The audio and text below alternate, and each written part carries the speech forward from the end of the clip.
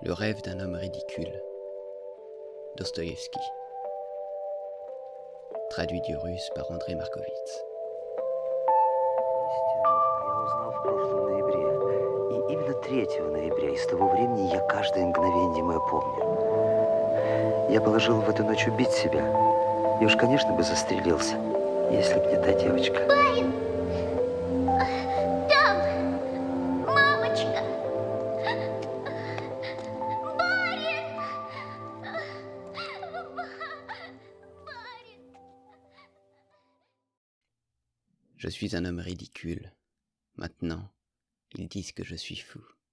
Ce serait une promotion s'ils ne me trouvaient pas toujours aussi ridicule. Mais maintenant je ne me fâche plus.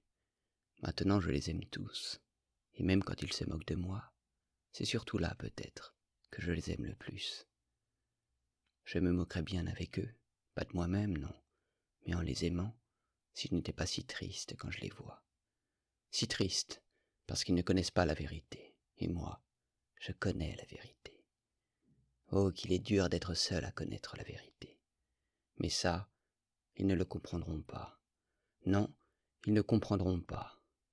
Avant pourtant, je me suis bien rongé d'avoir l'air ridicule. Pas d'avoir l'air, d'être. J'ai toujours été ridicule. Et je le sais peut-être depuis le jour de ma naissance. J'avais 7 ans peut-être. Je savais déjà que j'étais ridicule. Après, je suis allé à l'école. Après, à l'université, et quoi? Plus j'apprenais des choses, plus je n'en apprenais qu'une, que j'étais ridicule. Si bien qu'à la fin, toute ma science universitaire, pour moi, c'était comme si elle n'était là que pour une chose, pour me prouver et m'expliquer, au fur et à mesure que je l'approfondissais, que j'étais ridicule. Et la vie suivait la science, d'année en année. Je sentais grandir et se renforcer en moi cette conscience perpétuelle de mon air ridicule à tous les points de vue. Tout le monde s'est toujours moqué de moi. Mais personne ne savait, ne pouvait deviner que s'il y avait un homme sur terre qui savait plus que tous les autres que j'étais ridicule, eh bien, c'était moi-même. Et voilà bien ce que je trouvais le plus humiliant, qu'il ne le sache pas. Mais là, c'était ma propre faute. J'ai toujours été si orgueilleux que, jamais, pour rien au monde, je n'ai voulu le reconnaître devant personne. Cet orgueil, il s'accroissait en moi d'année en année. Et si je m'étais autorisé à le reconnaître même devant n'importe qui, je crois que là, sur le champ, le soir, je me serais pulvérisé la tête d'un coup de revolver. Oh, comme je souffrais dans mon adolescence de ce que je ne puisse pas y résister, et que d'un coup, d'une façon ou d'une autre, je le reconnaisse, moi-même, devant mes camarades. Mais depuis que j'étais devenu un jeune homme, même si j'apprenais d'année en année et toujours de plus en plus, cette particularité monstrueuse qui était la mienne, je suis, je ne sais pas pourquoi, devenu un peu plus calme. Et justement, je ne sais pas pourquoi parce que, jusqu'à maintenant, je suis incapable de dire pourquoi. Peut-être parce qu'une circonstance faisait croître une angoisse terrible dans mon âme, une circonstance infiniment plus forte que tout mon être, je veux dire cette conviction constante qui m'avait pénétré que tout au monde, partout, était égal. Cela, je le pressentais depuis très longtemps, mais cette conviction totale m'est venue au cours de cette année, et bizarrement, d'un coup. J'ai senti d'un coup que ça me serait égal qu'il y ait un monde ou qu'il n'y ait rien nulle part. Je me suis mis à entendre et à sentir par tout mon être qu'il n'y avait rien de mon vivant. Au début, j'avais toujours l'impression que, par contre, il y avait eu beaucoup de choses dans le passé, mais après, j'ai compris que dans le passé non plus il n'y avait rien eu, que c'était juste, je ne sais pourquoi, une impression. Petit à petit, je me suis convaincu qu'il n'y aurait jamais rien non plus. À ce moment-là, d'un coup, j'ai cessé d'en vouloir aux hommes, je ne les ai presque plus remarqués. Vous savez, ça se disait même dans les détails les plus infimes. Par exemple, ça m'arrivait, je marchais dans la rue, je me cognais à quelqu'un. Et pas parce que je pensais à quelque chose, à quoi pouvais-je bien penser? J'avais complètement arrêté de penser, à ce moment-là. Ça m'était égal. Si encore j'avais résolu les questions. Oh, je n'en avais résolu aucune, et Dieu sait qu'il y en avait. Mais tout m'était devenu égal, et les questions s'étaient toutes éloignées. Et donc, mais après ça, j'ai su la vérité. La vérité, je l'ai su en novembre dernier, et plus précisément, le 3 novembre. Et depuis ce temps-là, je me souviens de chacun de mes instants. C'était un soir lugubre, le plus lugubre qu'il puisse y avoir. À ce moment-là, À 11 heures du soir, je rentrais chez moi et, justement, je me souviens, je me suis dit que, vraiment, il ne pouvait pas y avoir de moment plus lugubre. Même d'un point de vue physique, il avait plu toute la journée. Et c'était une pluie froide, et la plus lugubre, une pluie même qui était comme féroce. Je me souviens de ça, pleine d'une hostilité flagrante envers les gens. Et là, d'un coup, vers 11 heures du soir, la pluie s'est arrêtée et une humidité terrible a commencé. C'était encore plus humide et plus froid que pendant la pluie. Une espèce de vapeur remontait de tout ça, de chaque pierre dans la rue et de chaque ruelle, si l'on plongeait ses yeux dedans, au plus profond, le plus loin possible depuis la rue. D'un coup, j'ai eu l'idée que si le gaz s'était éteint partout, ça aurait été plus gai, que le gaz rendait le cœur plus triste, parce qu'il éclairait tout. Ce jour-là, je n'avais presque rien mangé, et j'avais passé tout le début de la soirée chez un ingénieur, où il y avait encore 2 autres amis. Moi, je me taisais toujours et je crois que je les ennuyais. Ils parlaient de quelque chose de révoltant, et même d'un coup, ils se sont échauffés. Mais ça leur était égal, je le voyais, et ils s'échauffaient juste comme ça. C'est bien ce que je leur ai dit d'un coup. Messieurs, je leur ai dit, mais ça vous est égal. Ils ne se sont pas sentis vexés, ils se sont tous moqués de moi. C'était parce que j'avais dit ça sans le moindre reproche, et juste parce que ça m'était égal à moi aussi. Eux, ils avaient vu que ça m'était égal, ça les avait tous mis en joie. Quand j'ai eu cette idée sur le gaz, dans la rue, j'ai regardé le ciel. Le ciel était terriblement obscur, mais on pouvait nettement distinguer les nuages avec, entre eux, des taches noires insondables. Tout à coup, dans une de ces taches noires, j'ai remarqué une toute petite étoile, et je me suis mis à la regarder fixement. C'était parce que cette toute petite étoile m'avait donné une idée. J'ai décidé de me tuer cette nuit-là. Cette décision, je l'avais prise fermement depuis déjà 2 mois, et tout pauvre que j'étais, j'avais acheté un très beau revolver et le jour même, je l'avais chargé. Mais 2 mois s'étaient déjà passés, et il était toujours resté dans son tiroir. Mais tout m'était tellement égal que j'avais fini par vouloir tomber sur une minute où ça me serait moins égal. Pourquoi ça? Je n'en sais rien. Et donc de cette façon, tous les soirs, en rentrant chez moi, je me disais que j'allais me brûler la cervelle. Je guettais la minute. Et là donc, maintenant, cette petite étoile m'avait donné l'idée, et j'ai décidé que ce serait absolument pour cette nuit. Et pourquoi cette petite étoile m'a donné cette idée? Je n'en sais rien. Et là, pendant que je regardais le ciel, tout à coup cette petite fille m'a saisi par le coude. La rue était déjà déserte. Il n'y avait presque plus personne. Au loin, un cocher dormait sur ses drochkis. La petite fille avait dans les 8 ans, un petit foulard sur les épaules avec juste une robe, toute trempée. Mais je me suis souvenu surtout de ses souliers, troués et trempés, et je m'en souviens toujours. Ce sont eux, surtout, qui m'ont sauté aux yeux. Elle, tout à coup, elle s'est mise à me tirer par le coude et à m'appeler. Elle ne pleurait pas, mais d'une voix bizarrement octante, elle criait des mots qu'elle n'arrivait pas à prononcer correctement, parce qu'elle était prise de fièvre, traversée de frissons. Je ne sais pas pourquoi elle criait, d'une voix terrorisée, désespérée. « Ma maman, ma maman !» Je m'étais déjà tourné vers elle, mais je n'ai pas dit un mot. Et je poursuivais mon chemin, mais elle me poursuivait et me tirait par le coude, et à ce moment-là, sa voix eut ce son qui signifie le désespoir chez les enfants vraiment terrorisés. Ce son, je le connais.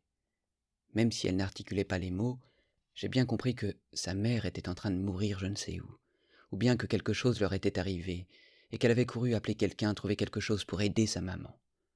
Mais je ne l'ai pas suivie, et au contraire, j'ai eu tout à coup l'idée de la chasser. J'ai commencé par lui dire d'aller trouver un gendarme. Mais d'un seul coup, elle a joint ses petites mains comme pour me supplier, et en sanglotant, en haletant, elle courait toujours à côté de moi et ne me lâchait pas. C'est là que j'ai tapé du pied et que j'ai crié. Elle s'est juste exclamée « Monsieur, monsieur !» Mais d'un seul coup, elle m'a abandonné et elle a traversé la rue à toute vitesse. Là aussi, un passant venait d'apparaître, et visiblement, elle m'abandonnait pour se jeter vers lui. J'ai grimpé jusqu'à mon 4e étage. Je vis en location, nous avons démeublé. Ma chambre, elle est pauvre et petite, avec une fenêtre de grenier en demi-cintre. J'ai un divan couvert de toile cirée, un bureau sur lequel il y a des livres, 2 chaises et un fauteuil profond d'une vieillesse insigne, mais un fauteuil Voltaire. Je me suis assis, j'allumai la bougie et j'ai pensé. À côté, dans l'autre chambre, derrière la cloison, la débauche continuait. Cela faisait 2 jours qu'il n'arrêtait pas. La pièce était occupée par un capitaine à la retraite, et il avait des invités, 5 ou 6 bons à rien. Il buvait de la vodka et il jouait au stos avec des cartes usées. La nuit d'avant, il y avait eu une bagarre, et je sais que 2 d'entre eux s'étaient longuement traînés par la tignasse. La logeuse voulait se plaindre, mais elle a eu une peur bleue du capitaine. Comme autre locataire dans nos meublés, il n'y a qu'une petite dame malingre et frêle, une femme de soldat, une provinciale, avec 3 petits-enfants, et qui sont tous tombés malades dans nos meublés. Ces enfants et elle, ils ont peur du capitaine à s'en évanouir. Ils passent la nuit à trembler et se signer, et même le plus petit, de peur, a fait une espèce de crise. Ce capitaine, je le sais de source sûre, il lui arrive d'arrêter les passants sur le Nevski et de demander l'aumône. On ne veut de lui à aucun poste. Mais chose étrange, c'est bien pour cela que je le raconte, ce capitaine, depuis 1 mois qu'il vit chez nous, il ne m'a jamais énervé le moins du monde.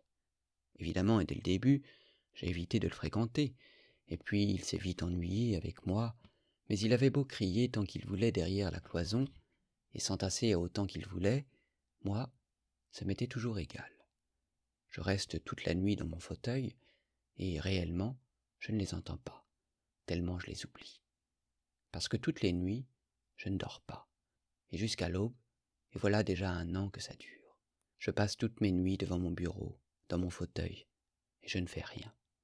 Les livres, je ne les lis que dans la journée. Je reste là et, même, je ne pense pas.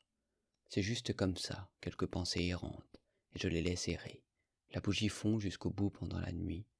Je me suis assis à mon bureau sans faire de bruit. J'ai sorti le revolver, et je l'ai posé devant moi. Quand je l'ai sorti, je me souviens, je me suis demandé « oui », et je me suis répondu d'une manière absolument affirmative « oui ». C'est-à-dire que j'allais me tuer. Je savais que cette nuit-là, j'allais me tuer à coup sûr. Mais combien de temps j'allais encore rester devant mon bureau jusqu'à ce moment-là, cela, je n'en savais rien. Et bien sûr, je me serais tué sans cette petite fille.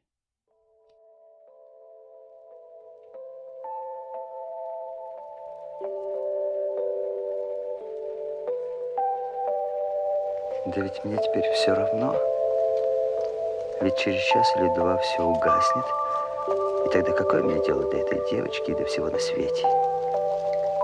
Я обращаюсь в нуль. В нуль абсолютный.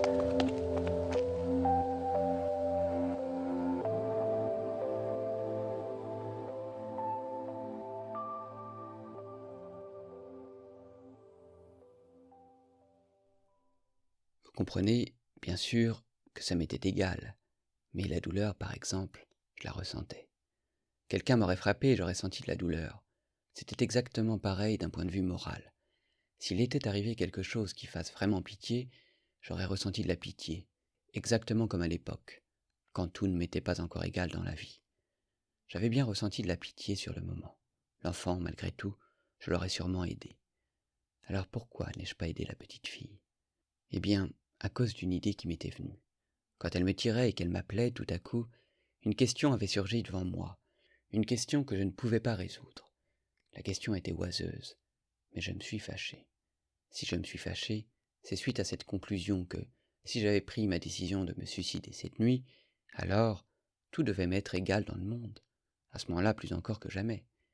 Pourquoi donc avais-je tout à coup senti que ça ne m'était pas égal, et que j'avais pitié de la petite fille?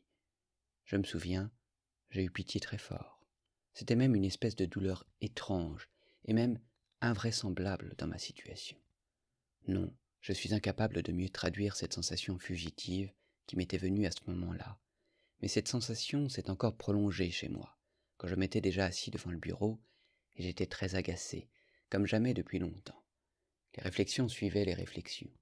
Il m'apparaissait clairement que, si je suis un homme, et pas encore du rien, et tant que je ne suis pas devenu du rien, je vis, et donc je suis capable de souffrir, d'éprouver de la colère ou de la honte pour mes actes. Bon, mais pourtant si je me tue, par exemple dans 2 heures, alors qu'est-ce qu'elle me fait, la petite fille? Et quelle importance dans ce cas-là, la honte, et tout ce que vous voulez au monde? Je deviens du rien total.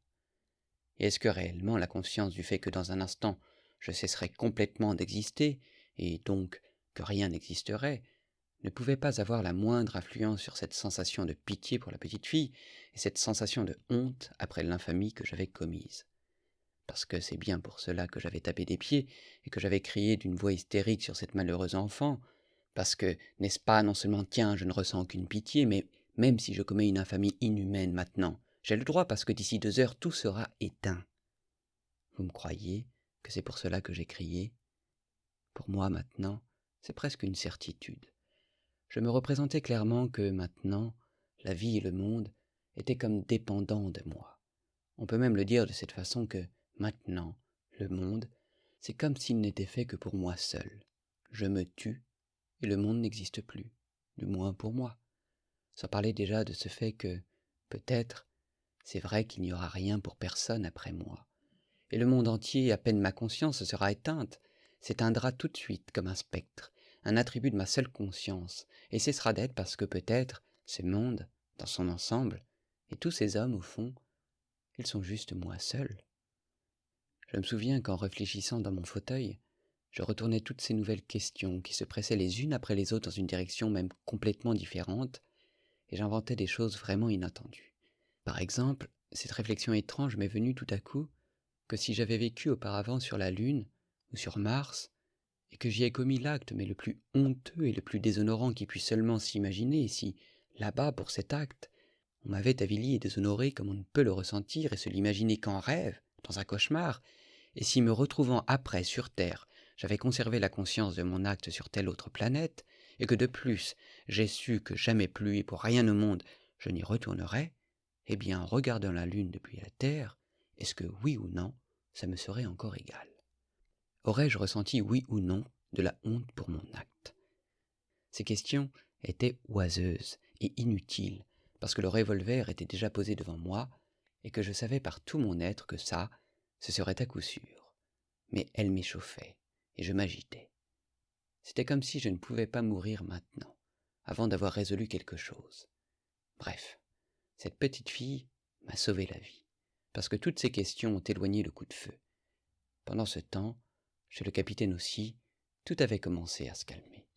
Ils en avaient fini avec leurs cartes, et ils s'installaient pour dormir, et en attendant, ils se contentaient de grogner et finissaient sans conviction de s'injurier.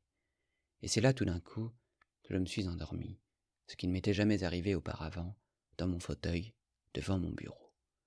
Je n'ai pas du tout remarqué à quel moment je me suis endormi. Les rêves, on le sait, ce sont des phénomènes extrêmement étranges. Telle chose apparaît avec une précision terrifiante, une finesse de joaillier dans le rendu d'un détail, alors qu'on saute par-dessus telles autres, comme sans les remarquer du tout, par exemple, par-dessus l'espace et le temps.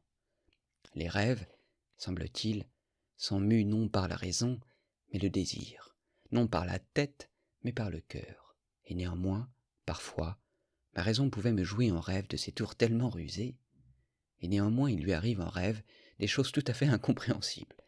Mon frère, par exemple, est mort il y a 5 ans. Parfois je le vois en rêve. Il prend une part active à mes affaires, nous sommes tous les deux très passionnés et néanmoins, moi-même, pendant toute la durée du rêve, je me rappelle parfaitement que mon frère est mort et enterré. Comment donc puis-je ne pas m'étonner de ce que, tout mort qu'il peut être, il soit quand même à mes côtés et s'agite avec moi? Pourquoi ma raison peut-elle parfaitement admettre cela? Mais il suffit. J'en viens à mon rêve. Oui, c'est alors que ce rêve m'est venu, ce rêve du 3 novembre.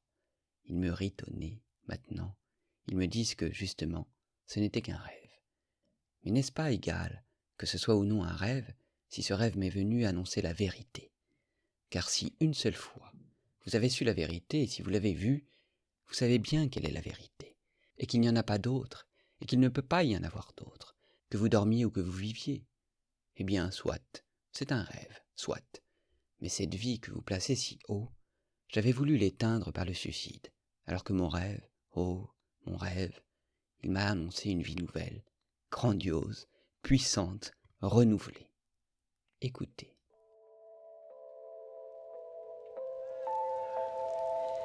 А ведь жизнь и мир теперь от меня зависят. Застрелюсь, и мира не будет, по крайней мере, для меня. Я еще подумал тогда, что если б я жил прежде на Луне или на Марсе и сделал бы там какой-нибудь бесчестный поступок, было бы мне отсюда все равно или нет? Вот тут я и заснул. Заснул незаметно и как бы продолжая рассуждать о тех же материях.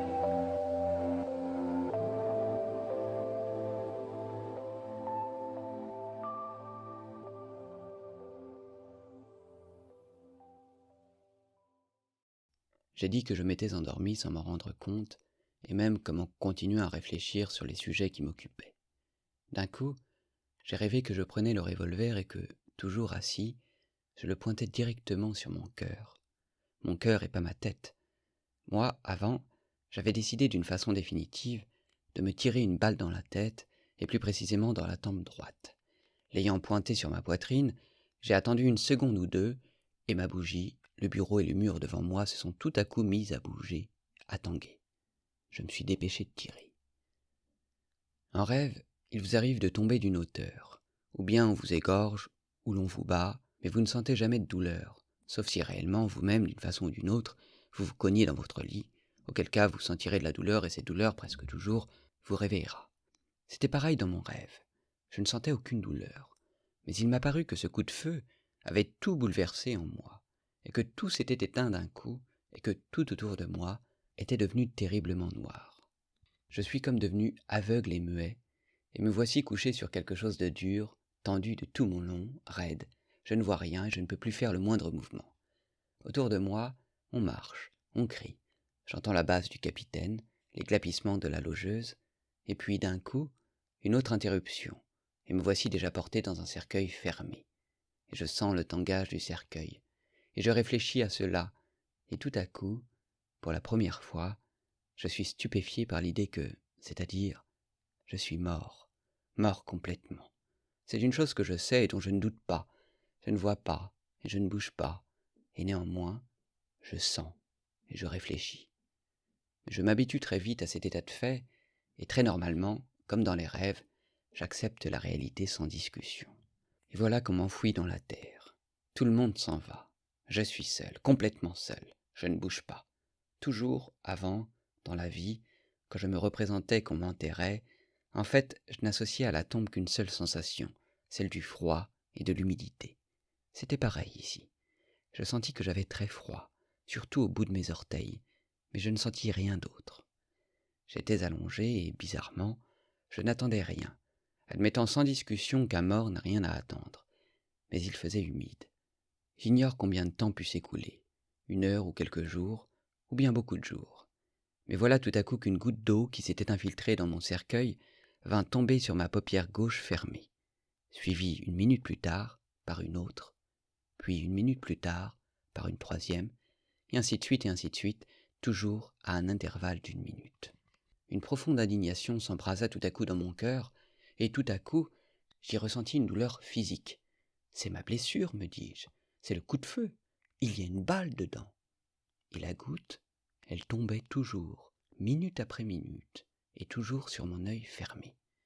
Et tout à coup, j'ai levé mon invocation, non pas avec ma voix, car j'étais immobile, mais avec tout mon être, vers le maître de tout ce qui m'arrivait.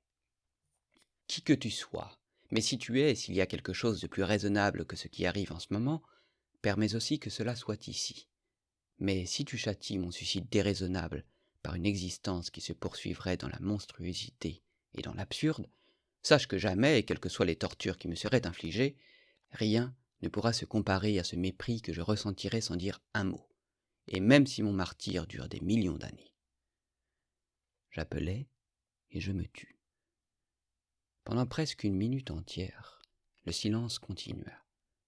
Il y eut même encore une goutte qui tomba.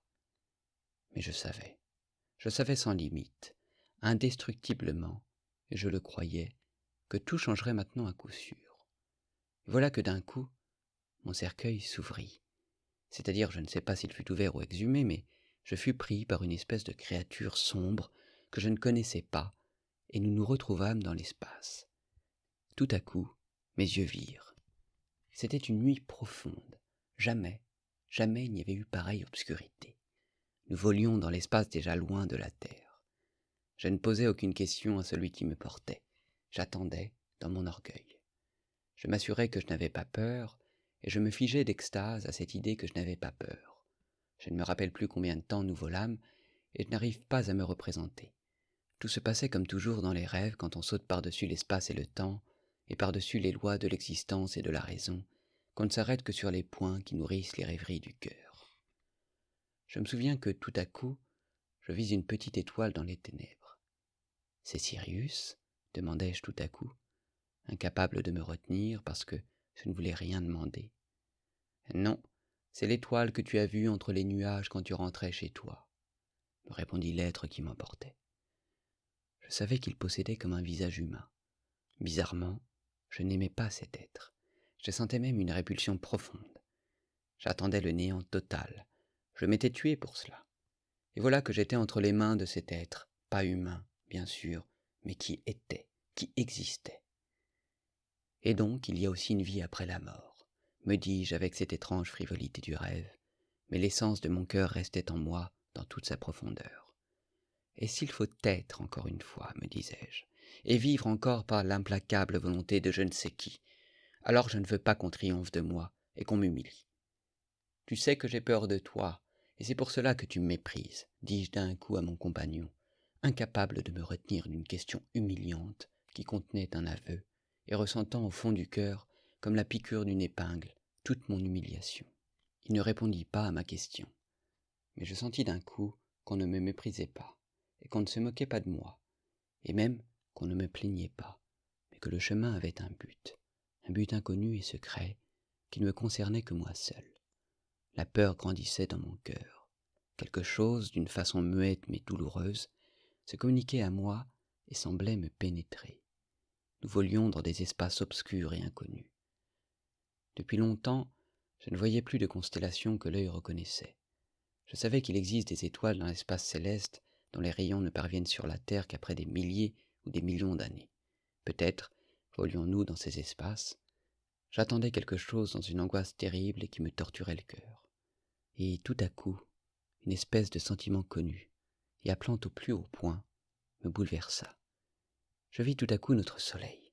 Je savais que ça ne pouvait pas être notre soleil, qui a donné naissance à notre Terre, et que nous étions à une distance infinie de notre soleil. Mais je reconnus, je ne sais pas pourquoi, par toutes les fibres de mon être, que c'était un soleil exactement pareil au nôtre, sa réplique et son double.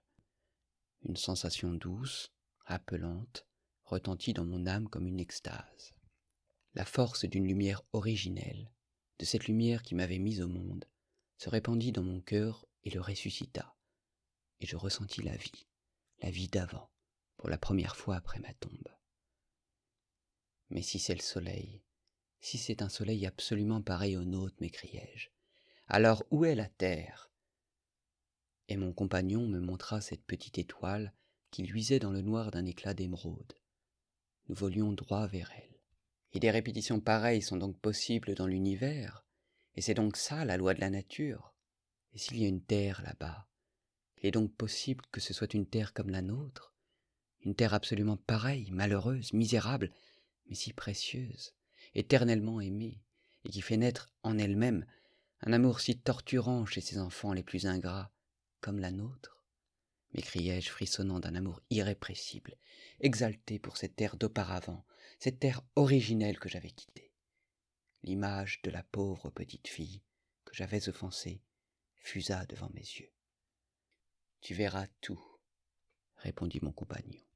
Une sorte de tristesse se fit entendre dans sa voix.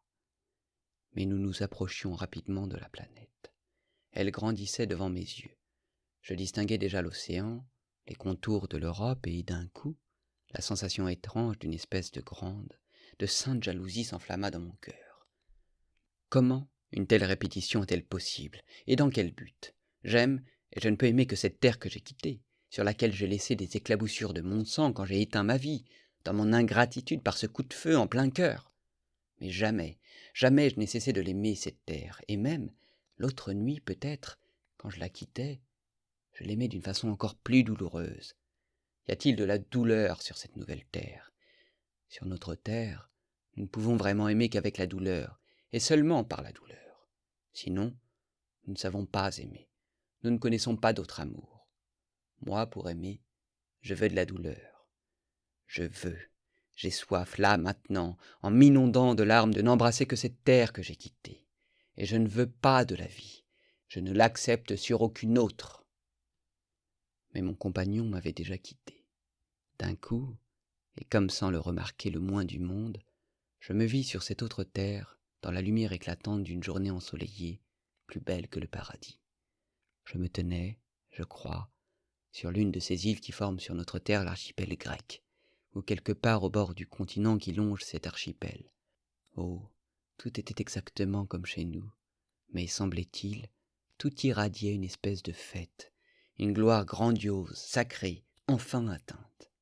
Une mer d'émeraude caressante clapotait doucement sur la rive et l'embrassait avec amour, un amour évident, visible, presque conscient. De grands arbres splendides se dressaient dans toute la splendeur de leur frondaison, et leurs feuilles innombrables, j'en suis persuadé, me saluaient de leur bruit doux et caressant, et semblaient prononcer je ne sais quelle parole d'amour. Les prairies flamboyaient de fleurs éclatantes et parfumées. Des oiseaux, par volées, venaient traverser l'air, et sans me craindre, ils se posaient sur mes épaules et sur mes mains, et me frappaient joyeusement de leurs jolies petites ailes frissonnantes. Et finalement, je vis et je connus les hommes de cette terre heureuse. Ils vinrent vers moi d'eux-mêmes, ils m'entourèrent, ils m'embrassaient. Les enfants du soleil, enfants de leur soleil, qu'ils étaient beaux. Jamais je n'avais vu sur notre terre une pareille beauté dans l'être humain. Seuls, peut-être, nos enfants, les toutes premières années de leur vie, peuvent porter un reflet même éloigné, même faible, d'une beauté pareille. Les yeux de ces hommes heureux luisaient d'un éclat lumineux, leur visage irradiait la raison et une espèce de conscience totale jusqu'à la sérénité. Mais ces visages étaient joyeux. Une gaieté enfantine sonnait dans les voix et les paroles de ces gens. Oh, tout de suite, dès que je vis leur visage, je compris tout. Oui, tout. C'était une terre pas encore souillée par le péché originel. N'y vivaient que des hommes qui n'avaient pas encore péché. Ils vivaient dans un paradis semblable à celui dans lequel avaient vécu, d'après toutes les légendes de l'humanité, nos ancêtres pécheurs, avec cette seule différence qu'ici, la terre était partout un seul et même paradis. Ces hommes qui riaient joyeusement se pressaient autour de moi et me caressaient. Ils m'emmenèrent chez eux, et chacun d'eux avait envie de m'apaiser. Oh, ils ne me posaient aucune question, mais c'était comme s'ils savaient déjà tout, du moins en avais-je l'impression, et ils voulaient chasser le plus vite possible toute trace de souffrance sur mon visage.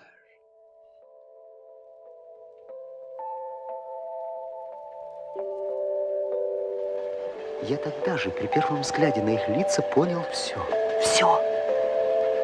Это была земля, не оскверненная грехопадением. На ней жили люди, не согрешившие. Я видел их сам, их познал. Я любил их, и я страдал за них потом.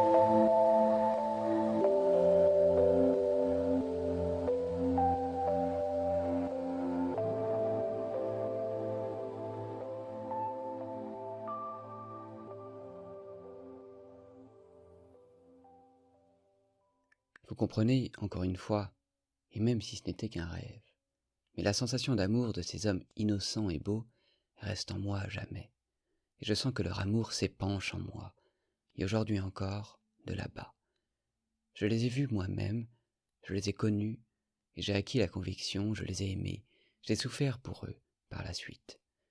Oh, je compris tout de suite, même à ce moment-là, qu'en bien des choses, je ne les comprendrais pas du tout.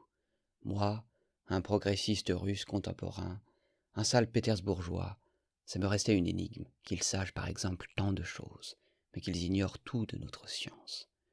Mais je compris très vite que leur savoir, parfait, se nourrissait d'autres intuitions que les nôtres sur Terre, et que leurs aspirations aussi étaient toutes différentes. Ils ne désiraient rien, ils étaient en repos. Ils n'éprouvaient pas cette aspiration à connaître la vie que nous éprouvons nous-mêmes, parce que leur vie était toute plénitude. Mais leur savoir était plus profond et plus haut que celui de notre science, car notre science cherche à expliquer la vie, elle cherche à la saisir par la raison pour apprendre à vivre aux autres. Eux, même sans la science, ils savaient comment ils devaient vivre, et cela, je le compris, mais je fus incapable de comprendre en quoi leur connaissance consistait. Ils me montraient leurs arbres, et j'étais incapable de comprendre le degré d'amour avec lequel ils les regardaient, comme s'ils parlaient avec des êtres qui leur étaient semblables. Et vous savez, je ne me tromperai pas peut-être si je dis qu'ils conversaient, Oui, ils avaient trouvé leur langue, et je suis convaincu que les arbres les comprenaient. Ainsi, regardaient-ils toute la nature. Les animaux qui vivaient avec eux dans la concorde ne les attaquaient pas et les aimaient, vaincus par leur amour. Ils me montraient les étoiles, et ils me parlaient d'elles à propos de quelque chose que je n'arrivais pas à comprendre. Mais je suis convaincu que, d'une façon ou d'une autre, ils communiquaient avec les étoiles du ciel, et pas seulement par la pensée, non, par je ne sais quel moyen vivant. Oh, ces gens, ils ne s'acharnaient pas à ce que je les comprenne, ils m'aimaient même sans cela, et pourtant je savais que non plus, ils ne me comprendraient jamais, et c'est pourquoi je ne leur parlais presque pas de notre terre. Je me contentais d'embrasser devant eux la terre sur laquelle ils vivaient, et sans parole, je les adorais tous, et eux, ils voyaient cela et me laissaient les adorer, sans avoir honte de mon adoration, parce qu'ils étaient eux-mêmes pleins d'amour. Ils ne souffraient pas pour moi quand, en larmes, parfois, je leur baisais les pieds, sachant joyeusement, au fond du cœur, avec quelle force d'amour ils allaient me répondre. Parfois, je me demandais, stupéfait, comment arrive-t-il, de tout ce temps, à ne pas offenser quelqu'un comme moi, et à ne jamais éveiller en quelqu'un comme moi de l'envie ou de la jalousie. Je me suis souvent demandé comment j'avais pu moi-même, vantard, menteur comme je le suis, ne jamais leur parler de mes connaissances, des connaissances dont, bien sûr, ils n'avaient pas idée, ne pas vouloir les étonner, ne serait-ce même que par amour pour eux. Ils étaient vifs et joyeux comme des enfants. Ils vagabondaient dans leurs bois, dans leurs belles forêts, chantaient leurs belles chansons, se nourrissaient de nourriture légère, des fruits de leurs arbres, du miel de leurs forêts et du lait de leurs animaux qui les aimaient. Pour leurs vêtements et pour leur nourriture, ils ne travaillaient qu'un peu, et sans fatigue. Ils avaient de l'amour, et des enfants naissaient. Mais jamais je n'ai remarqué chez eux d'élan de cette sensualité cruelle qui touche presque tout le monde sur notre terre, tout le monde et chacun, et fait la seule source de presque tous les péchés de notre humanité. Ils fêtaient les enfants qui paraissaient chez eux comme de nouveaux acteurs de leur béatitude. Il n'y avait entre eux jamais de dispute, jamais de jalousie. Ils ne savaient même pas ce que cela veut dire. Leurs enfants étaient les enfants de tous, car ils composaient tous une seule famille. Ils n'avaient presque pas du tout de maladie, même s'il y avait une mort. Mais leur vieillard mourait paisiblement, comme s'ils s'endormaient, entourés de gens qui leur disaient adieu en les bénissant, souriant, et accompagnés eux-mêmes par leur sourire lumineux. Je n'ai vu avec cela ni larmes ni douleur. Ce n'était qu'un amour comme multiplié jusqu'à l'extase, mais une extase paisible, pleine, contemplative. On pouvait penser qu'ils gardaient des contacts avec leurs défunts même après la mort, et que la mort n'interrompait nullement leur union terrestre. Ils ne me comprenaient presque pas quand je les interrogeais sur la vie éternelle, mais sans doute en étaient-ils si convaincus inconsciemment qu'elle ne leur faisait même pas question.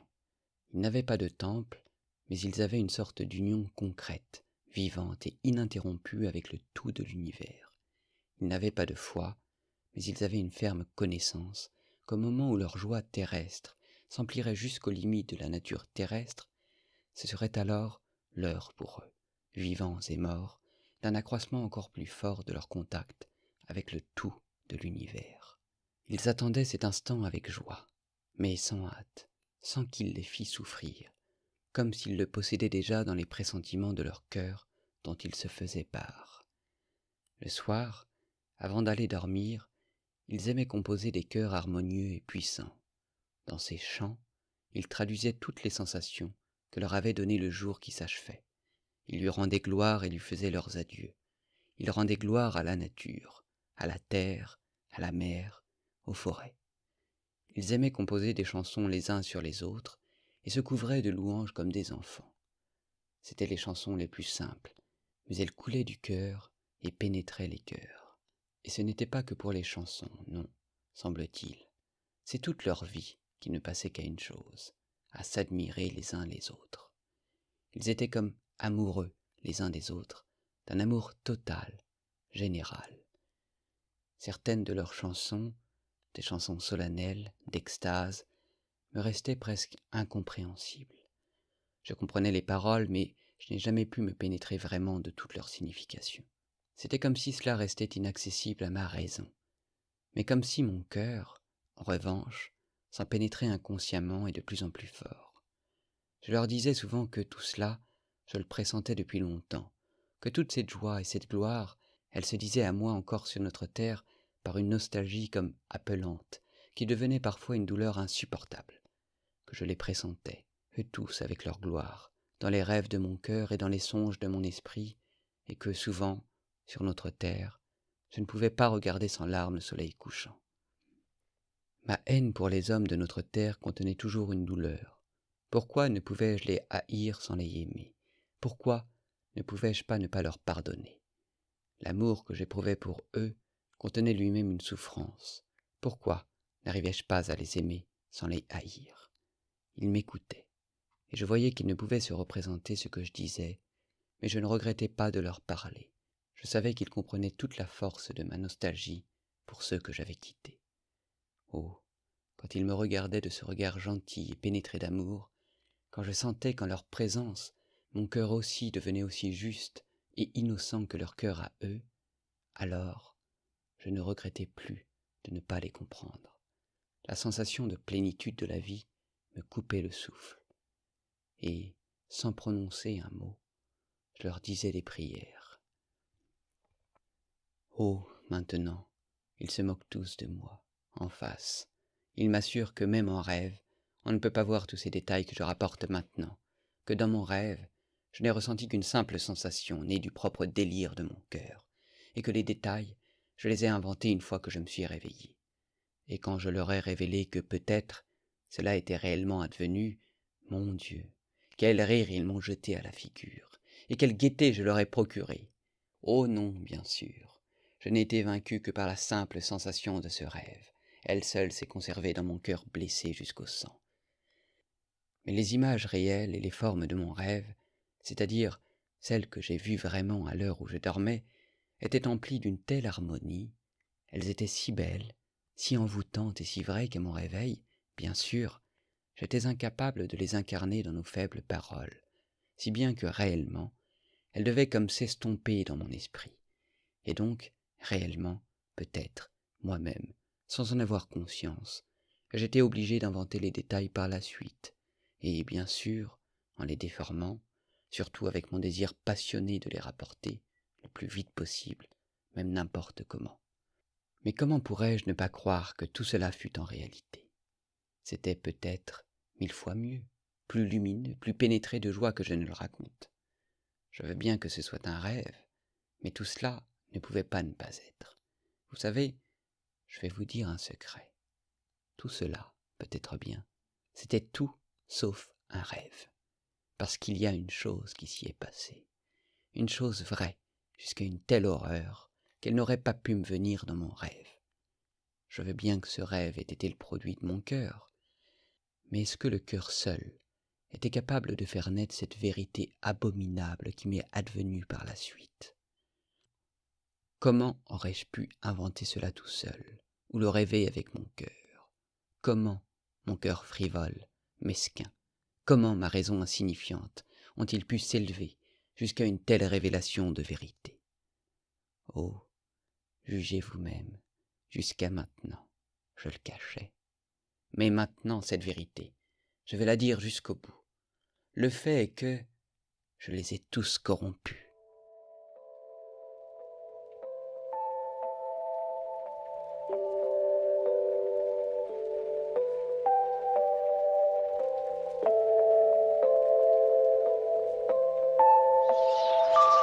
Неужели она такая же земля, как наша? Как же может быть подобное повторение? И для чего?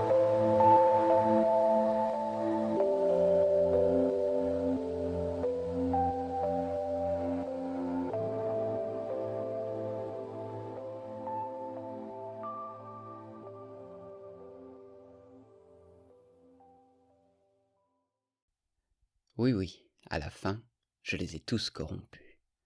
Comment cela put se produire, je ne sais pas. Je ne m'en souviens plus très bien. Le rêve traversa des millénaires et ne me laissa que la sensation d'un tout. Je sais seulement que la cause du péché originel, c'était moi. Comme une trichine dégoûtante, comme un atome de peste qui contamine des pays tout entiers. Ainsi, moi-même, j'ai contaminé toute cette terre qui, avant moi, vivait heureuse et sans péché.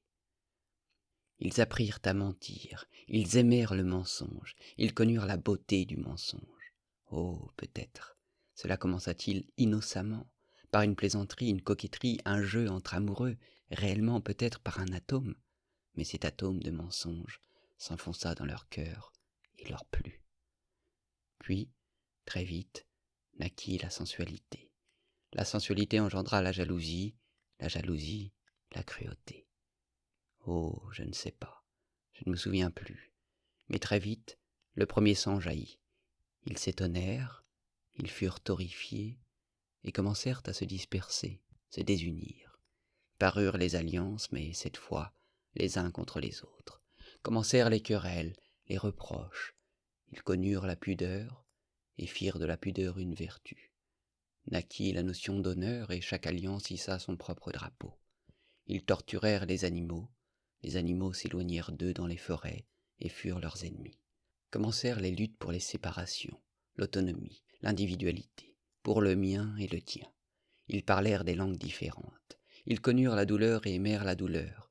Ils eurent soif de souffrance, et dirent que la vérité ne pouvait être atteinte qu'à travers la souffrance.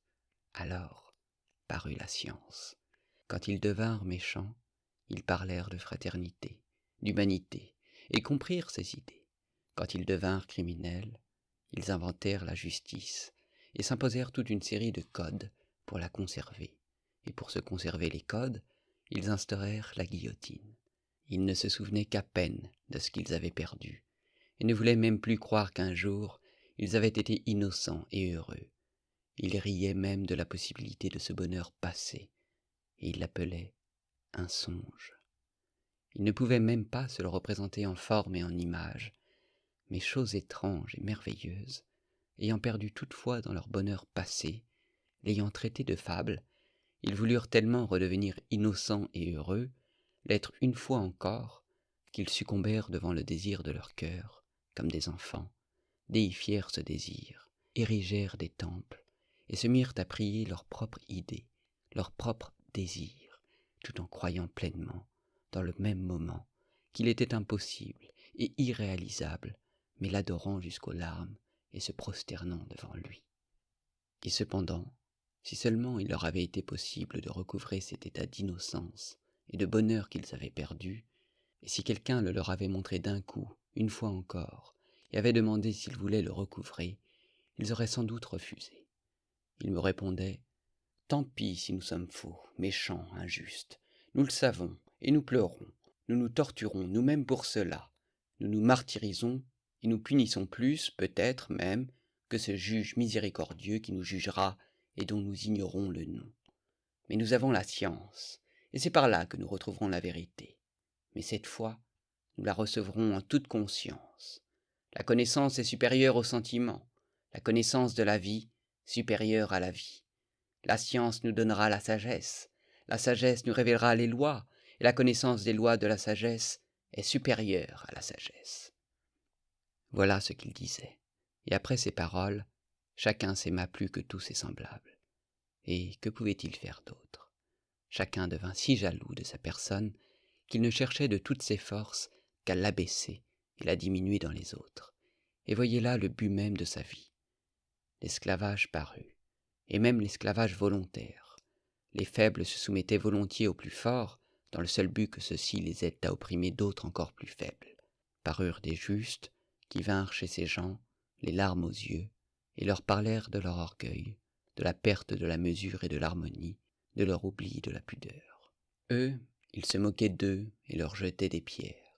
Le sang sacré se répandit sur le parvis des temples. Mais on vit paraître des gens qui commencèrent à imaginer comment retrouver une union qui ferait que chacun, tout en continuant de s'aimer plus que les autres, puisse vivre sans gêner son prochain, et comment vivre ainsi tous ensemble, pour ainsi dire, dans une société de concorde. De vraies guerres se déclenchèrent au nom de cette idée. Tous les belligérants croyaient en même temps que la science, la sagesse et l'instinct de conservation obligeraient finalement les hommes à s'unir dans une société de concorde et de raison, et donc, en attendant, pour accélérer le processus, les sages, s'efforçaient aussi vite que possible d'exterminer ceux qui ne l'étaient pas et qui ne comprenaient pas leur idée, pour qu'ils ne mettent pas d'obstacle à son triomphe. Mais l'instinct de conservation s'affaiblit vite. Parurent les orgueilleux et les sensuels qui exigèrent d'office tout ou rien. Pour acquérir le tout, ils recouraient au crime, et quand ils subissaient un échec, au suicide. Parurent des religions vénérant le néant et l'autodestruction au nom d'un apaisement éternel dans le rien. À la fin, ces hommes s'épuisèrent dans un travail absurde, et la souffrance parut sur leurs visages, et ces hommes proclamèrent que la souffrance est la beauté, car seule la souffrance est porteuse de pensée. Ils chantèrent la souffrance dans leurs chants. Je marchais parmi eux, en me tordant les bras, et je pleurais sur eux, mais je les aimais, peut-être, encore plus qu'avant, quand il n'y avait aucune souffrance sur leurs visages, et quand ils étaient innocents et si beaux. J'aimais leur terre qu'ils avaient souillée plus encore qu'au moment où elle était un paradis, et seulement parce que le malheur y était apparu. Hélas, j'avais toujours aimé le malheur et la douleur, mais seulement pour moi-même et, sur eux, je pleurais, je les plaignais. Je tendais les bras vers eux, je m'accusais, me maudissais, me méprisais au désespoir. Je leur disais que tout cela, c'était moi qui l'avais fait, moi seul. C'est moi qui leur avais apporté la perversion, le poison, le mensonge. Je les suppliais de me clouer sur une croix. Je leur montrais comment faire une croix. Je ne pouvais pas, je n'avais pas la force de me tuer tout seul. Mais je voulais qu'ils m'infligent les supplices. J'avais soif de supplices. J'avais soif de répandre mon sang dans ces supplices jusqu'à la dernière goutte. Mais eux, ils ne faisaient que se moquer de moi. Et ils finirent par me prendre pour un innocent. Ils me justifiaient. Ils disaient qu'ils n'avaient reçu que ce qu'ils désiraient eux-mêmes, et qu'ils ne pouvaient pas ne pas y avoir ce qu'il y avait maintenant. À la fin, ils me dirent que je devenais dangereux, et qu'ils me mettraient dans un asile si je ne me taisais pas. Alors, la douleur pénétra dans mon âme avec une telle force que mon cœur se serra, et je sentis que j'allais mourir. Et là, et c'est là que je me suis réveillé. Неужели не все равно, сон это или нет, если этот сон возвестил мне истину? Неужели же мелкое сердце мое и капризный, ничтожный ум мой могли возвыситься до такого откровения правды? Я видел их сам, их познал и убедился. Я любил их, я страдал за них потом.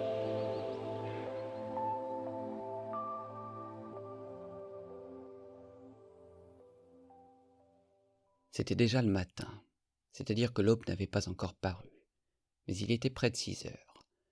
Je me suis réveillé dans le même fauteuil, ma bougie avait fondu entièrement, on dormait chez le capitaine et tout autour, dans notre appartement, il y avait un silence rare. J'ai commencé par bondir, plein d'une surprise extrême. Jamais rien de pareil ne m'était arrivé, même jusqu'au détail, au petit rien. Jamais je ne m'étais endormi, par exemple, de cette façon, dans mon fauteuil. Là, d'un seul coup, debout, le temps de reprendre mes esprits, j'ai vu devant moi, dans un éclair, mon revolver, tout prêt, chargé. Mais en un instant, je l'ai repoussé. Oh, maintenant, la vie, la vie. J'ai levé les bras, j'ai invoqué la vérité éternelle. Je n'ai pas invoqué, j'ai pleuré. L'exaltation. Une exaltation sans limite soulevait tout mon être. Oui, la vie. Et puis, le prêche. Le prêche, j'ai pris cette décision en 1 seconde. Et bien sûr, pour toute la vie. J'irai prêcher. Je veux prêcher. Quoi? La vérité. Car je l'ai vue. Je l'ai vue de mes yeux, vue dans toute sa gloire. Et donc, depuis ce temps, je prêche. Et puis, j'aime tous ceux qui se moquent de moi. Je les aime plus que les autres. Pourquoi, je ne sais pas. Je ne peux pas l'expliquer. Mais, soit. Ils disent que même maintenant, je m'y perds. C'est-à-dire que si je me suis tellement perdu maintenant, qu'est-ce donc qu'il en sera plus tard? Vérité vraie, je m'y perds, et plus tard, peut-être, ce sera encore pire. Et bien sûr, je m'y perdrai plusieurs fois avant de trouver la façon dont il faut que je prêche, c'est-à-dire les paroles et les actes, parce que c'est une chose très difficile à accomplir. Moi, même aujourd'hui, je vois ça clair comme le jour. Mais écoutez, qui donc ne s'y perd pas? Et néanmoins, tout le monde marche vers une seule et même chose. Du moins chacun essaie d'atteindre une seule et même chose, depuis le sage jusqu'au dernier brigand, seulement par des chemins différents. C'est une vieille vérité. Mais voilà ce qu'il y a de nouveau. C'est impossible que je me perde trop, parce que j'ai vu la vérité, parce que j'ai vu et que je sais que les hommes peuvent être beaux et heureux sans perdre le pouvoir de vivre sur la terre. Je ne veux pas et je ne peux pas croire que le mal soit l'état normal des hommes. Or, s'ils se moquent, c'est seulement de cette croyance-là. Mais comment pourrais-je ne pas croire? J'ai vu la vérité. Je ne l'ai pas inventée dans mon esprit. Je l'ai vue. Je l'ai vue et son image vivante a pour toujours empli mon âme. Je l'ai vue dans une plénitude si complète que je ne peux pas croire qu'elle puisse ne pas exister chez les hommes. Et donc, comment pourrais-je me perdre? Je peux m'écarter, bien sûr, et même plusieurs fois je parlerai peut-être même avec des mots qui ne seront pas à moi, mais pas longtemps. L'image vivante de ce que j'ai vu sera toujours avec moi. Elle me corrigera, elle me dirigera toujours. J'ai la fraîcheur, j'ai la vigueur, et je marche, même pour 1000 ans peut-être. Vous savez, je voulais même cacher au début que je les avais tous corrompus. Mais c'était une erreur. Tenez, la première erreur. Mais la vérité m'a chuchoté que je mentais. Et elle m'a préservé, elle m'a dirigé. Mais comment faire le paradis? Je ne sais pas, parce que je ne sais pas le dire avec des mots. Après mon rêve, j'ai perdu les mots. Du moins tous les mots principaux, les plus utiles, mais soit. Je marcherai. Je parlerai toujours sans me lasser, parce que j'ai quand même vu de mes propres yeux, même si je ne sais pas redire ce que j'ai vu. Mais voilà bien la chose qu'ils ne comprennent pas, ceux qui se moquent. Un rêve qu'il a vu, n'est-ce pas? Un délire, une hallucination. Et ils trouvent ça malin. Et ils sont si fiers. Un rêve? Qu'est-ce qu'un rêve? Et notre vie, elle n'est donc pas un rêve? Je dirais plus, tant pis. Tant pis si cela ne se réalise jamais. Et s'il n'y a jamais le paradis. Cela, quand même, je le comprends. Eh bien moi, malgré tout, je continuerai de prêcher. Et pourtant, c'est si simple. En un jour, en une heure, tout pourrait se construire d'un coup. Ce qui compte, aime ton prochain comme toi-même. Voilà ce qui compte. C'est tout, et il ne faut rien d'autre. Tu trouveras tout de suite comment construire. Et pourtant tout cela, ce n'est rien qu'une vieille vérité qu'on rabâche, qu'on a lue des billions de fois. Mais voilà, elle n'a pas pris racine. La conscience de la vie est supérieure à la vie. La connaissance des lois du bonheur supérieure au bonheur. Voilà ce qu'il faut combattre. Et je combattrai. Et si seulement tout le monde le voulait, tout se construirait d'un coup. Quant à la petite fille, je l'ai retrouvée. Et j'irai.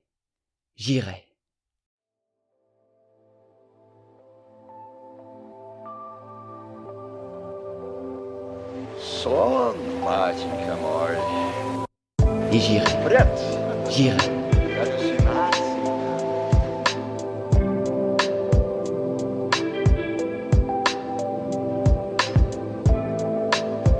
Я тогда же при первом взгляде на их лица понял все. Все. Et même si ce n'était qu'un rêve, Это была земля, не оскверненная грехопадением. На ней жили люди, не согрешившие. Я видел их сам, их познал. Я любил их и même оставил si ce n'était qu'un rêve. Et la sensation d'amour de ces hommes innocents et beaux reste en moi à jamais. Je sens que leur amour s'épanche en moi. Et aujourd'hui encore, de là-bas. Je les ai vus moi-même, je les ai connus, et j'ai acquis la conviction, je les ai aimés. J'ai souffert pour eux. Oh, je compris tout de suite, même à ce moment-là, qu'en bien des choses, je ne les comprendrais pas du tout. C'est impossible que je me perde trop, parce que j'ai vu la vérité. Сон, батенька мой. Бред. Галлюцинации. Parce que j'ai vu et que je sais que les hommes peuvent être beaux et heureux, sans perdre le pouvoir de vivre sur la terre. Mais comment pourrais-je ne pas croire? J'ai vu la vérité. Je ne l'ai pas inventée dans mon esprit. Je l'ai vue. Je l'ai vue et son image vivante a pour toujours empli mon âme. Je l'ai vue dans une plénitude si complète que je ne peux pas croire qu'elle puisse ne pas exister.